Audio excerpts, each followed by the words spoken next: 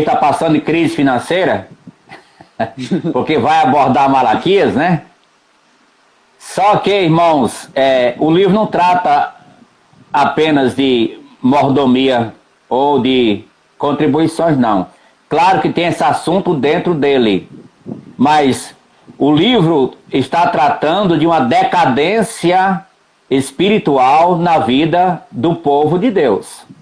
Não era uma decadência financeira, era uma decadência espiritual, e geralmente é assim.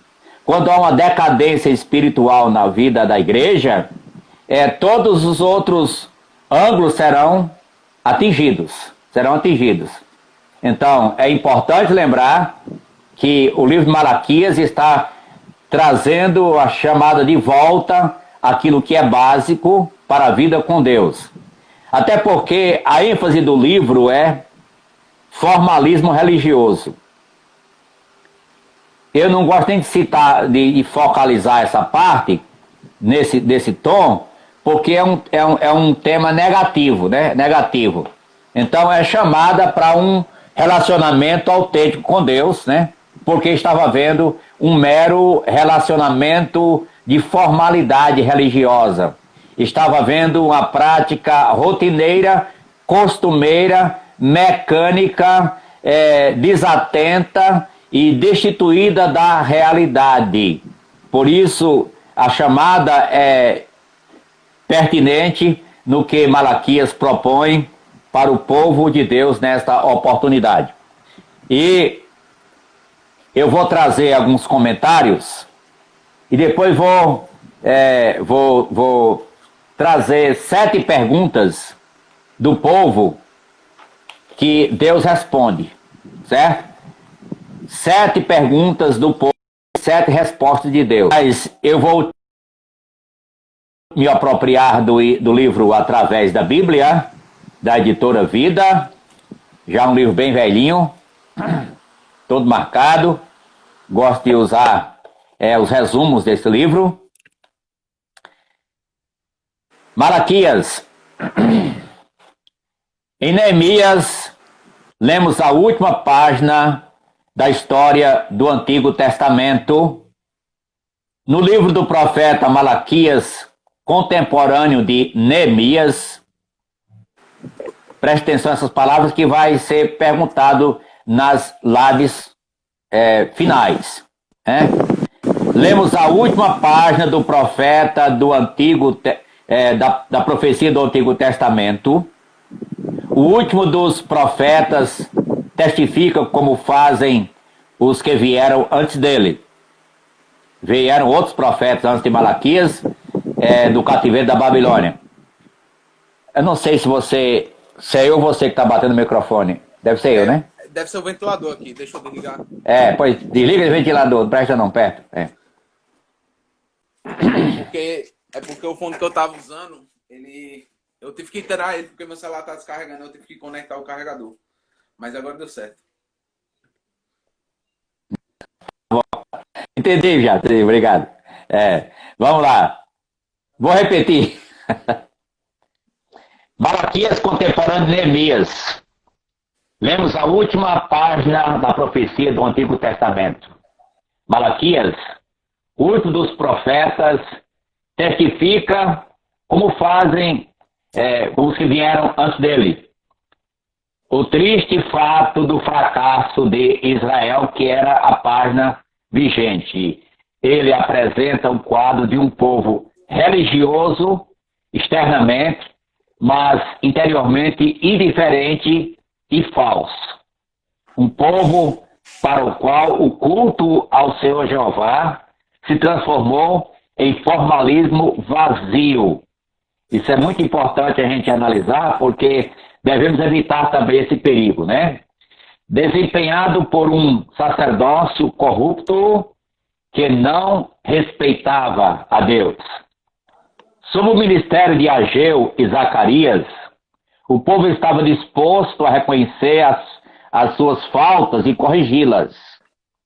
Mas agora, endureciam-se tanto que negavam insolentemente as acusações feitas pelo Senhor. Capítulo 1, versos 1 e 2. Não vou ler os versos porque vou daqui a pouco passar neles. 2:17, 3:7. Pior ainda, muitos professam ceticismo quanto à existência de um Deus de juízo e outros perguntam se valerá a pena servir a um Deus, a Deus, e pergunta realmente, questionando essa pergunta, eles têm um questionamento, se vale a pena servir a Deus, cadê o juízo de Deus? Vamos ler daqui a pouco esses versículos. Qual raio de luz nesta cena escura?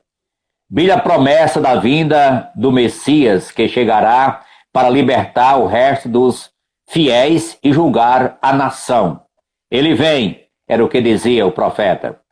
O livro termina com uma profecia da vinda de Elias, o precursor do Messias, e então cerra-se a cortina sobre a revelação do Antigo Testamento. Isso é muito importante, repito, cerra-se a cortina da revelação do Antigo Testamento, para não mais se levantar até 400 anos mais tarde, quando o anjo do Senhor anunciou a vinda daquele que irá diante dele e que virá com o espírito e virtude de Elias, conforme está em Lucas, capítulo de número 1, verso 17. Eu lerei, importante ler essa parte. Lucas 1, 17. Irá diante do Senhor no espírito e poder de Elias, para converter o coração dos pais aos filhos, converter os desobedientes à prudência dos justos e habilitar para o Senhor um povo preparado. Amém? Eu li Lucas 1, verso de número 17. Resumiremos o tema de Malaquias da seguinte maneira: a última profecia do Antigo Testamento, a revelação de um povo rebelde e falso, de um remanescente fiel e do Messias vindouro que julgará e purificará a nação. Note a repetição da expressão em que, verso 6 e verso 7 do capítulo 1, que exprime a atitude provocante do povo concernente às acusações de Jeová. Acerca do autor, não se tem muita coisa na história através a respeito desse escritor, mas se entende que ele tenha profetizado no tempo de Neemias e que o apoiou, como Ageu e Zacarias apoiaram Zorobabel quando regressaram da Babilônia. O livro de Malaquias adapta-se à situação em que Neemias agiu como um anel no dedo. O profeta denunciou os mesmos males que existiam no tempo de Neemias contemporâneo, capítulo 13, versos 10 a 12, com Malaquias 3, 8 a 10, Neemias 13, 29, com Malaquias 2, 4 a 8, Neemias 13, 23 a 27, com Malaquias 2, 10 a 16, e escreveu tanto acerca de Cristo que alguém já disse: a profecia do Antigo Testamento expirou com o Evangelho já em sua língua. Porque aqui é o fim da profecia velho testamentária. Alguém fez escreveu a frase que a profecia do Antigo Testamento expirou com o Evangelho já em sua língua, isto é, na língua hebraica. Bem, as duas divisões do livro. Primeira, número 1, aviso e repreensão. Aqui tem mensagens aos rebeldes. Está no capítulo 1, vai até o capítulo 3, verso 15. A segunda divisão, predições de promessas. Aqui tem mensagens aos fiéis. Capítulo 3, verso 16 até 4, 6. Amém? Então, aqui uma breve forma de se introduzir esse livro de Malaquias. Agora, antes de prosseguir, eu tenho uma pergunta. Quem leu o livro de Malaquias? Eu li. Olha aí, muito bem. E se eu pudesse ouvir, eu ia ouvir vários também, outros. Eu li. E outros ouviram, pelo menos, né? É um livro pequeno, 4 capítulos, vale a pena você ler todo de uma vez, né? Dá para ler todo de uma vez, para não perder a linha de pensamento, né? É importante. Então, estou vendo o interesse das pessoas na palavra de Deus.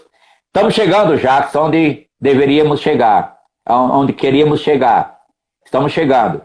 Estamos vendo as pessoas com uma atitude melhor para com o culto ao Deus vivo e verdadeiro, com atitude em suas vidas, relacionando diretamente, pessoalmente, que é diferente quando se relaciona-se só à coletividade. E eu creio que Deus está trabalhando nesse tempo, nessa parte da vida da sua igreja. Creio muito que Deus está trabalhando nessa parte da vida da igreja. E de outro lado também, esse é um livro de Malaquias que antecede um período de reclusão. Sim, nós estamos agora em reclusão, mas Malaquias, ele termina e o clima dele levou a um período de reclusão. E propositalmente Deus estava trabalhando e conduzindo a história ao ponto de voltar ao relacionamento com esse povo, posteriormente. Que reclusão foi essa? O período de silêncio. Período de silêncio. Estou dizendo reclusão por isso, foi um período de silêncio. Deus, meus irmãos, cessou aqui o espírito de profecia. Não teve mais profetas. Você lembra que qual é a última advertência desse livro? Você que leu? Lembrai-vos da lei de Moisés. Lembrai-vos da lei de Moisés. Está lá no capítulo 4, no final. Lembrai-vos da lei de Moisés. Por quê? Não iria ter mais profeta para lhes trazer a mensagem de Deus. Eles teriam que agora se apegar à lei que iria guiar e dirimir as suas vidas. E esse período de silêncio dura quanto tempo? 400 anos. 400 anos. Espero que a pandemia não vá tudo isso, né? Mas esse período de silêncio durou 400 anos. Você vai, os irmãos vão encontrar em suas Bíblias, no final de Malaquias, o que é que tem? Passa a página aí. Sobre... Página em branco. Em branco. Né? Essa página em branco. Essa página em branco, né? Essa página em branco. Olha. Essa página em branco. Tem uma aí, uma página em branco aí? Pronto. Tem. Ela representa 400 anos. Que vai de Malaquias até retomar os profetas, os evangelistas, escrevendo os evangelhos e as epístolas escritas e sendo revelado o Novo Testamento, que é vamos dizer assim, uma sequência do Velho Testamento, há um entrelaçamento entre o Velho Testamento, o Antigo Testamento e o Novo Testamento, seria melhor dizer até Antigo, né? Tem até um poema, lembra o poema como é? O Novo Testamento está no Velho contido, o Velho Testamento está no Novo explicado, o Novo Testamento está no Velho escondido e o Velho Testamento está no Novo revelado. Então, é uma forma, há um entrelaçamento, toda a Bíblia é a palavra de Deus, genuinamente, de capa a capa, os 66 livros, é inspirado por Deus, é a palavra de Deus. Então, só para reforçar, para poder a gente continuar. E, então, gostaria de apresentar as 7 perguntas do povo Porque essas perguntas têm a resposta de Deus. Sabe qual é uma pergunta do povo? Em que o Senhor tem nos amado? Em outras palavras, isso é lá amor? Em que tem nos amado? Cadê? Outra pergunta. Em que desprezamos nós o teu nome? Eu vou dar já a referência para vocês. Outra pergunta. Em que te havemos profanado? Quarta pergunta. Em que te enfadamos? Quinta pergunta. Em que havemos de tornar? É para tornar em que? Sexta pergunta. Em que te roubamos? E sétima pergunta. O que é que temos falado contra? Gente, parece que havia uma grande insensibilidade e falta de discernimento do povo, né? Na prática e no que falava. Eu estava lendo e ouvindo esse livro. Foi muito em cima para nos dar esse livro para a gente analisar, porque quando eu vou apresentar o livro, eu gosto de ter tempo para ler várias vezes, 10, 20 vezes, mas não houve ter esse tempo todo. Mas vamos daqui para frente fazendo, né? Mas o que é certo é que nesse livro, interessante que tem algumas formas das pessoas tentar camuflar a sua religiosidade como sinal de espiritualidade, que não é a mesma coisa. Mas vamos lá, capítulo número 1,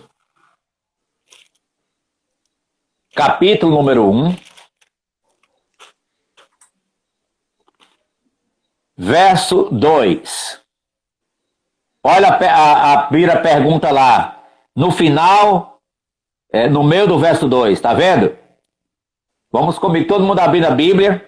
Capítulo 1, verso 2, tem a pergunta, lá perto do final. Em que nos tens amado? Tá vendo aí? Em que nos tens amado? Porque Deus tinha dito, eu vos tenho amado, diz o Senhor, mas vós dizeis, em que nos tens amado? Aí Deus explica, não foi Esaú, irmão de Jacó? Disse o Senhor, todavia amei a Jacó, porém aborreci a Esaú, e fiz dos seus montes uma assolação, e dei a sua herança aos chacais do deserto. Se Edom diz, está ligado exatamente a Esaú, se Edom diz, fomos destruídos, porém tornaremos a edificar as ruínas, então diz o Senhor dos Exércitos, eles edificarão, mas eu destruirei, e Edom será chamado terra de perversidade, e povo contra quem o Senhor está irado para sempre. Os vossos olhos o verão, e vós direis, grande é o Senhor, também fora dos limites de Israel. Então, aqui está a resposta à primeira pergunta, que ele disse, em que é que o Senhor tem nos amado? Nos tem amado? Ele estava duvidando do amor de Deus, né? Estava duvidando. Para um pouquinho aí, talvez nós estamos diante de uma situação em que algumas pessoas têm questionado o amor de Deus. A pandemia está assolando, tem gente morrendo, tem crente morrendo, e tem pessoas questionando. Ou nunca ouviu falar sobre isso, né? Pessoas questionando por essa e por outras razões. Que Deus de amor é esse? Né? Mas não é de hoje isso. Já tinha no coração rebelde do povo de Deus naquele tempo, e Deus corrigiu, dando essa explicação. Amém? Amém. Segunda pergunta, capítulo 1, verso 6. Capítulo 1, verso 6. Qual é a pergunta que o povo faz lá? No final do verso 6. Em que desprezamos nós o teu nome? Eles parece que não sabiam, né? Não, mas tá tudo bem, eu vou para a igreja, eu ajudo as pessoas, né? Eu oro, vai pensar assim, vai dizer isso. Tá tudo, o que que há, o que que há? Aí o pastor Gerson Rocha disse que esse que há é linguagem de cego, que anda com a bengala na mão, caçando na frente, o que há na frente, o que há na frente, para ver o que há. Mas, na realidade, o povo estava cego mesmo. Não sabia o que estava acontecendo. Estava cego mesmo. Então, mas Deus faz a pergunta aqui. Eles fazem a pergunta e Deus vai responder. O verso 6, a partir do início, porque está a resposta ao início aí, ao final. O filho honra o pai e o servo ao seu senhor. Você espera isso, né? O filho honra o pai e o servo respeitar o seu senhor. Agora ele diz, se eu sou pai, em outras palavras, sou ou não sou?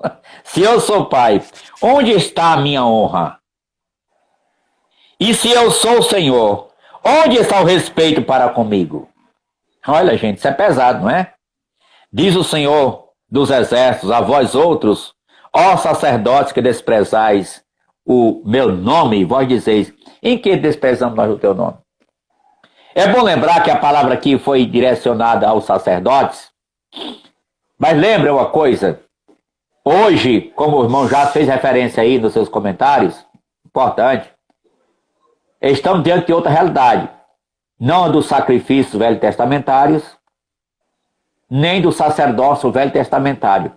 Mas há um sacerdócio hoje, sim. 1 Pedro 2,5. Vós sois casa espiritual, sacerdócio real. Quem? Cada crente é um sacerdócio real, a fim de oferecer sacrifícios espirituais agradáveis a Deus por intermédio de nosso Senhor Jesus Cristo. Então agora é de âmbito geral da igreja, de cada salvo, de cada crente. Então a responsabilidade parece que aumenta mais e mais. Vamos à terceira pergunta? Capítulo 1, verso 7. Capítulo 1, verso 7. Qual é a pergunta? Em que te havemos profanado? Em que te havemos profanado? Capítulo 1, verso 7. Ofereceis sobre o meu altar pão imundo? E ainda perguntais, em que te havemos profanado? Nisto que pensais, a mesa do Senhor é desprezível. Gente, eu estava vendo isso aqui, que a pessoa tende a ser, meus irmãos, aquilo que pensa. Tende a agir da maneira que pensa. As práticas não começam a prática em si, não. Elas começam na mente, no ser interior, e são externadas nas ações. E a pessoa, por isso é recomendado na Bíblia, a pensar coisas certas, corretas, puras, santas, amáveis, respeitáveis, de boa fama, porque aquilo que a pessoa pensa, externa, fim agindo daquela maneira. Então, aqui estavam sem entender o que estava acontecendo.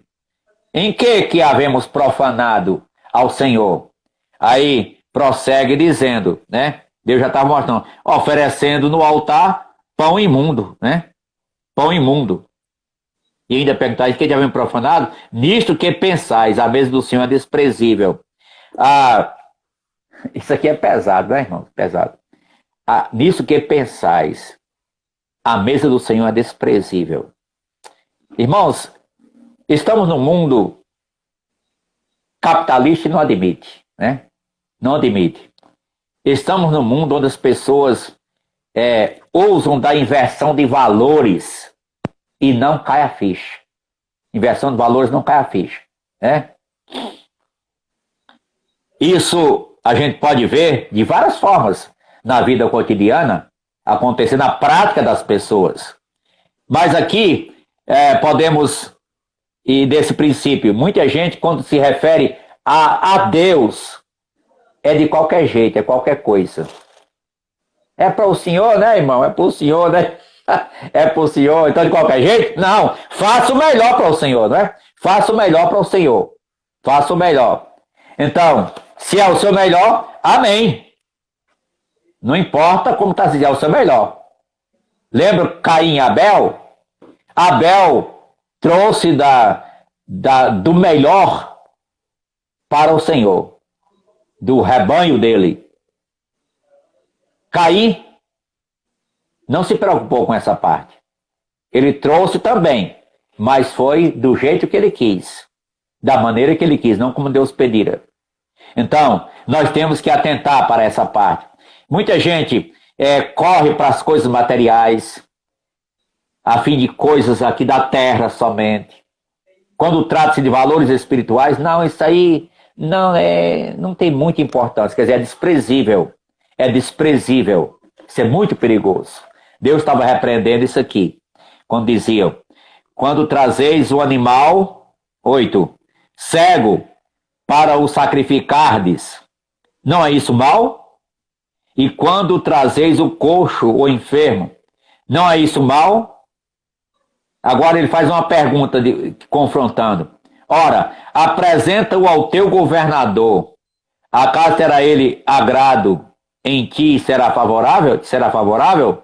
Assim diz o Senhor dos Exércitos. Então, quantas pessoas vai fazer alguma coisa para uma pessoa de uma certa importância social, aí faz com todo cuidado e empenho. Se é para as coisas de Deus, é de qualquer jeito. Então, isso está colocando prioridade errada. O homem do lugar de Deus, não estou dizendo que você tem que fazer uma coisa errada para o governador, não.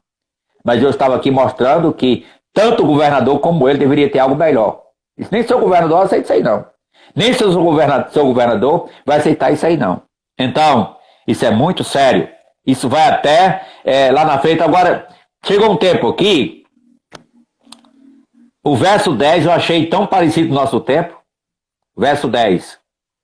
Tomara, houvesse entre vós quem feche as portas, para que não se acendesseis debalde o fogo do meu altar. Eu não tenho prazer em vós, diz o Senhor dos Exércitos, nem aceitarei da vossa mão a oferta. Isso é sério, irmão, nos leva a pensar no culto que nós prestamos a Deus. Porque muita gente vai para as igrejas, ou estava indo pelo menos muita gente para as igrejas, estou dizendo de modo geral, mecanicamente, com interesses, com intenções secundárias e escusas. Não estou dizendo que você não deve ter prazer em encontrar com os irmãos, não, que isso aí é claro, você vai para o culto e encontrar com os irmãos. Mas principalmente por causa do Senhor e por causa dos irmãos. Mas tem aqueles que não vão nem por causa do Senhor e vão dizer, não vou por causa dos irmãos também, só por causa do Senhor. Aí, enfim, nem agrada nem o Senhor nem os irmãos. Então, o culto a Deus é algo sério, irmãos. Não é brincadeira, não. Como você falou no início aí, independentemente se é jovem ou se é adulto ou não, né? Mas é importante, independe de idade, o culto a Deus. Você não encontra na Bíblia um culto apenas de uma classe de idade. É geral o culto. Agora, nós temos o privilégio de ter um culto conduzido pela mocidade, para a igreja, pela mocidade, conduzido pela sociedade feminina, pelos homens, mas visando glorificar a Deus como um todo. Na hora que não for, fecha. Na hora que não for, fecha a porta. Aqui diz o verso 10. Tomara que alguém tivesse coragem de fazer isso, fechar a porta, né? Então, e fechou mesmo, pior que aqui fechou mesmo. Fechou 400 anos. Só reabriu lá na vinda de Jesus, na chegada de Jesus. Vamos avançar, as perguntas são várias, não vai dar tempo. A pergunta número 4. Em que te enfadamos? Está no verso 17, 2:17. Em que te enfadamos? Né? Enfadais o Senhor com vossas palavras e ainda dizeis, em que o enfadamos? Não caiu a ficha, não. Não estavam entendendo que estava fazendo algo errado, não. Em que te enfadamos? Aí Deus diz, nisto que pensais. O que estavam pensando já era mal. Aí se externava. Piorava ainda. Nisto que pensais, qualquer que faz o mal, passa bom aos olhos do Senhor, e desses é que ele se agrada. Ou, onde está o Deus do juízo? Cadê esse Deus que é de justiça? Porque quem faz o ruim, o desmantelado, é que está indo bem. Ou não? Será que alguém não pensa assim nos nossos dias, né? Já vi um pastor com atitude dessa, né? Fulano que rouba, tá bem que só, eu tô na desgraça, na miséria. Tô na miséria. Referindo a pessoas erradas, né? Aí, coitado, ele tava mal, essa pessoa tava mal, né? Não vou dizer o nome não, mas não é daqui não, viu? Daqui de próximo não, né? É mais de longe. Ele dizendo, conheci fulano de tal, a gente sabe que ele é e tá bem demais, tá bem demais. Você conhece alguém em Santa Cruz, em Natal, em outros estados, que não é essa coisa e vai aparentemente bem, né? Ao passo que um crente fiel, às vezes está doente, com dificuldade, coitado. Alguém pode pegar isso, estavam fazendo assim. Tá aí, cadê o Deus da justiça? Quem está errado se dá mal. O justo apanha para valer. Então, a pergunta é, tem esse questionamento nos nossos dias ou não tem? Isso é cheio deles por aí fora. Mas aqui está uma correção, irmãos. Está uma correção. Está a correção do Senhor. Ele manda, a partir do verso 3, ele aponta para o futuro, o que vai acontecer. Deus vai vir tratar a situação devidamente. E não é agora. Não é agora. Bem, vamos avançar. Quinta pergunta. Está no verso 7 do capítulo 3. Qual é a pergunta que tem lá? Em que havemos de tornar? No final do verso 7. Em que havemos de tornar? Por que a pergunta foi feita assim? Porque Deus havia dito, tornai-vos para mim. Desde o dia de vossos pais, vos desviastes dos meus estatutos e não os guardastes. Tornai-vos para mim, e eu me tornarei para vós outros, diz o Senhor dos Exércitos. Mas vós dizeis, em que havemos de tornar? Eu não sei. Está lesado, não está? Está lesado, né? Eu não sei o que está acontecendo, não sei, né? Então, está muito indiferente, refletindo a situação vigente. Bem, sexta pergunta. Está lá no verso número 8. No verso 8, qual é a pergunta que tem lá? Em que te roubamos? Eu não roubei ninguém, eu não roubei. Em que te roubamos? Está dizendo que alguém roubou, em que te roubamos? Aí dá o verso 8. Roubará o homem a Deus? Todavia vós me roubais e dizeis, em que te roubamos? Nos dízimos e nas ofertas. Com maldição sois amaldiçoados, porque a mim me roubais, vós, a nação toda. Deixa eu parar aqui um pouquinho para dizer alguma coisa. Tem muita polêmica por aí fora, nas redes sociais, sobre a questão do dízimo. Não tem? Tem ou não tem? Tem. E muita gente não quer ser crente com medo de dar o dízimo. É miserável. Tá bom de desgraçado. E com o dinheiro dele para a eternidade e ver quem que vai comprar lá. Se tem shopping para ele comprar alguma coisa, né? Pastor Ricardo Mateus, um infiel, que era conhecido dele, e até desde a infância conhecido, pastor Ricardo, bem experiente, aí ele disse, Ricardo, o que é que eu vou ganhar para ser crente? O que é que eu vou ganhar lá? Aí a Bíblia respondeu insensato, de acordo com sua insensatez. Aí pastor Ricardo disse, você vai ganhar o privilégio de contribuir com o seu dízimo. Assim não quero não. Miserável. Mas há crentes que questionam o dízimo. Não há crentes que questionam o dízimo? Sim. Então, eu quero fazer uma pergunta para os questionadores do dízimo. Quanto por cento é para contribuir? Dízimo significa 10%. Mas vamos dizer, vamos fazer aqui uma... Está contra a Bíblia se fizer isso, mas só uma suposição. Vamos baixar para 8%. Será que o camarada contribuir ainda? Não.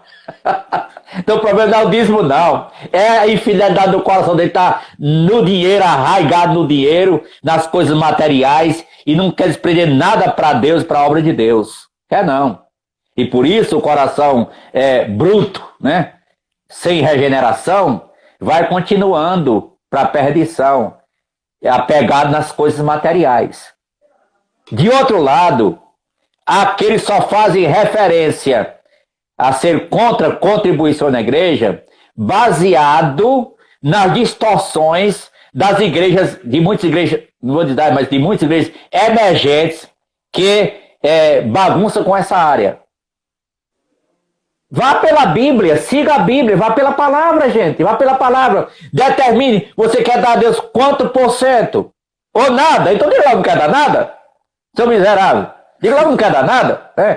Então, aqui disse, o povo perguntou, em que está roubando o senhor? Em que? Estava lesado o povo. Em que te roubamos? Então, foi só para dar um toque nessas questões.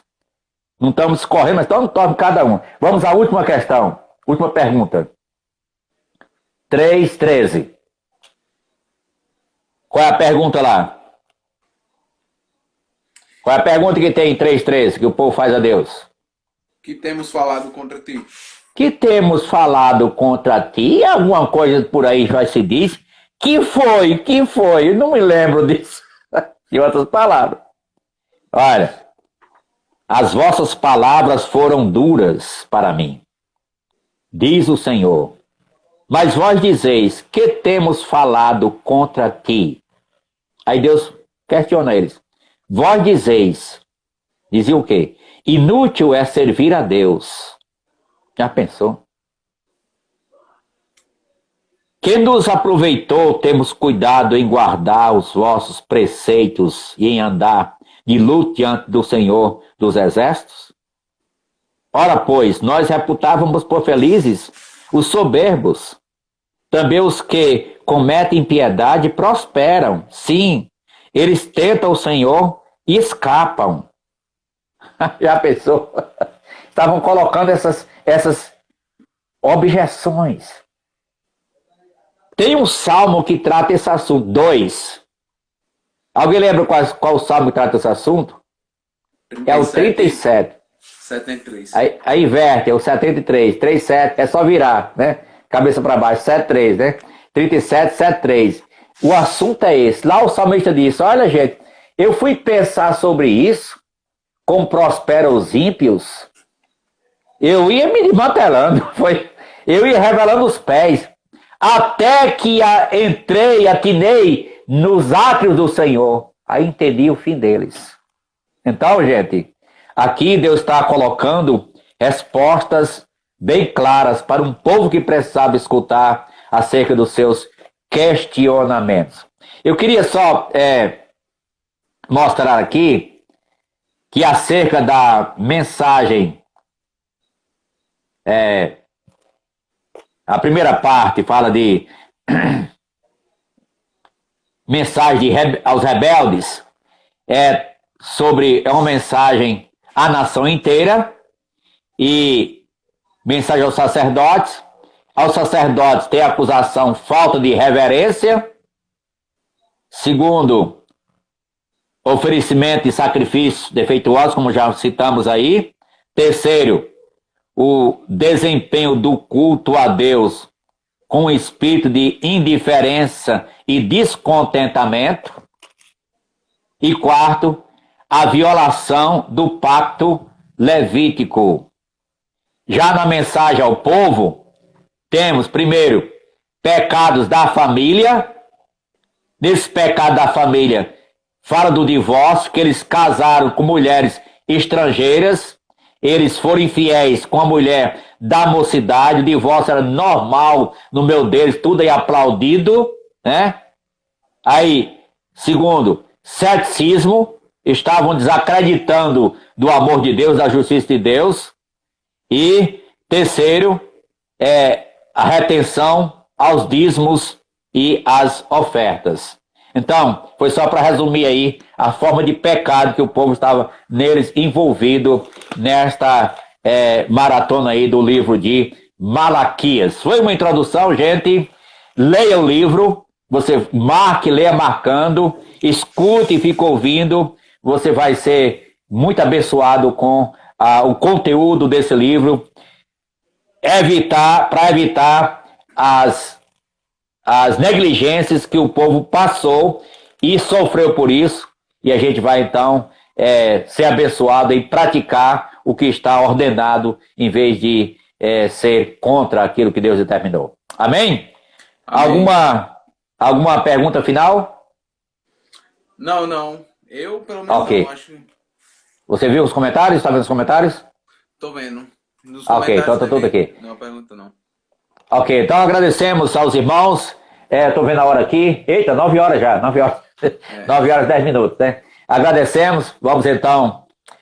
Amanhã teremos a voz do Evangelho a partir das 6h25. Vamos ter a avaliação do livro de Cantares amanhã.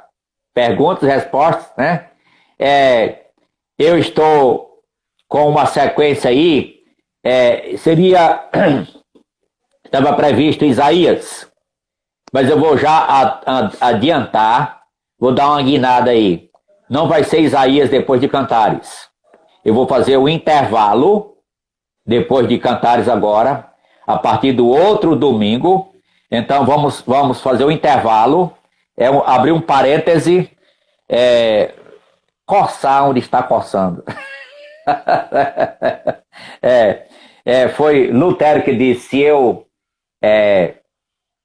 pregar os assuntos da Bíblia, assuntos que a Bíblia apresenta, mas se não tocar na área que o diabo está atacando, eu não estou sendo um expositor do conceito de Deus para o nosso povo. Então, eu vou fazer um parêntese da EBD para trazer algumas aulas de teologia. A partir do outro domingo, vou trazer umas 5 aulas de teologia nos domingos. Então, para um mês todo, só em teologia. Pela necessidade vigente do assunto, então, irei trazer exatamente algumas aulas de teologia. Só sobre Deus, o mês inteiro. 5 semanas acerca do Deus que nós conhecemos, o Deus da Bíblia, e discorrendo um pouco acerca das facetas, acerca do nosso Deus que é soberano e que é insondável até, mas o que ele deixou revelado a gente precisa conhecer para expor para a humanidade, para que conheçam também o seu plano. Então, muito obrigado a todos, Deus abençoe e até a próxima oportunidade. Amém? Amém. Pode ligar aí. Espera aí, deixa eu...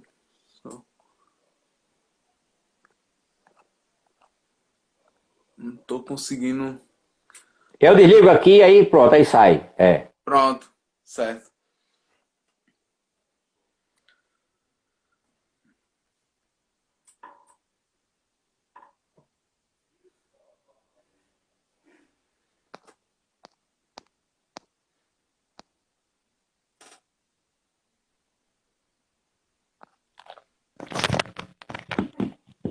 Não, o pastor não saiu ainda, mas deixa eu só tentar, porque depois que eu troquei de celular, irmãos,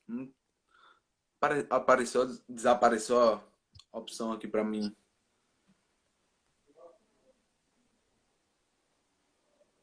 Pronto, agora deu certo. Porque pra mim não tava aparecendo a opção de tirar a pessoa da live.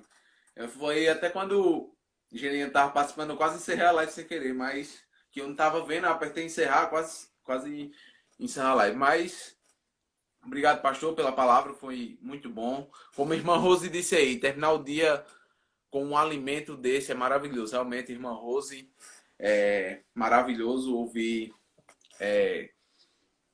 aprender com a palavra de Deus e temos a palavra de Deus aqui, temos alguma uma exposição que Deus fez dos erros que o povo estava tendo naquele tempo. E com isso podemos aprender para não repetir, né? Então que possamos aprender e colocar em prática para não repetir o que eles estavam fazendo naquele tempo e conseguimos agradarmos o nosso Deus. Bom, agora, só dando os avisos, como o pastor falou aí, a Voz do Evangelho amanhã de manhã, 6h25 na Rádio Santa Cruz, de 9 horas temos a EBD. Venham, assistam a EBD, é muito bom, temos aprendendo muito quem está comparecendo e quem não está só perdendo. E 7h30, culto de adoração.